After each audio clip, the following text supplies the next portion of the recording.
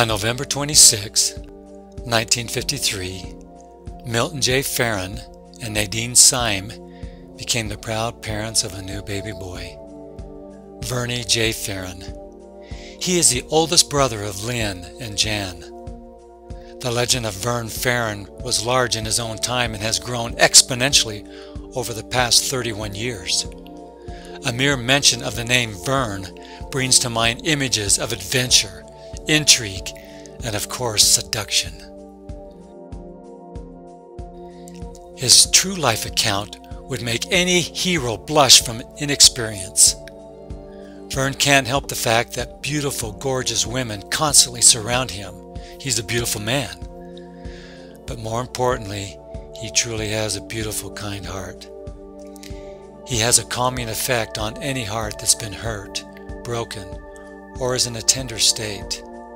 Words like honesty, patience, meekness, righteousness, honorable, symbolizes the character of this great man. Those who know him revere the association they have. I was privileged to visit with him in his home last week. Please enjoy some of his sentiments. Okay, well, this is my story. I was born in Fort Sill, Oklahoma. My dad was in the Army, and they one day had some relatives over, and they heard some jingling in the couch, and it was at the end of the month, and they had no food. They broke into the couch. They found a sack with 200 silver dollars. They poured it out on the floor and danced on them. I went to Centerville Elementary and then moved to Centerville Junior High. And then I went and graduated from Viewmont High, where I graduated in seminary and was in 3 different band groups: orchestra, marching band, and jazz band, playing the trumpet. I served my mission in Monterrey, Mexico. One story that went around was we went to the branch president's house to eat, as we always did on a Sunday. We asked them what was for dinner. He said it was the gatos, and they had a lot of cats running around except for on that Sunday, and that's what we ate for dinner. After my mission, it wasn't long before I was married, and the best thing that came out of that marriage were my 2 children, JJ and Jessica. Susan and I met at her work party. My sister worked with Susan, and she lined us up.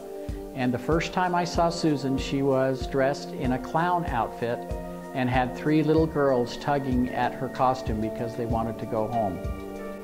It wasn't long before I finally caught up with Susan in a couple of months, and we were engaged and got married right before the end of the year for tax purposes. I have worked basically all my life in the paint industry. I've been a store manager to an outside salesman for 5 or 6 different paint companies, and most recently with automotive and industrial supply. One piece of advice that I'd like to leave with all my children, especially the men in our family, is that the most important 2 words that you can say in a marriage is "yes, dear."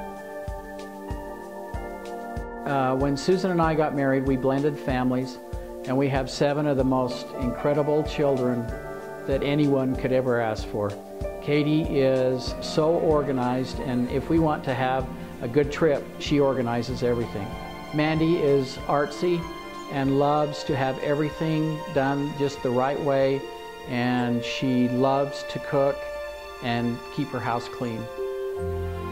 Erin is very organized also and loves to have her children around her, and is very talented in taking care of people and colors. She's always been able to see colors really well.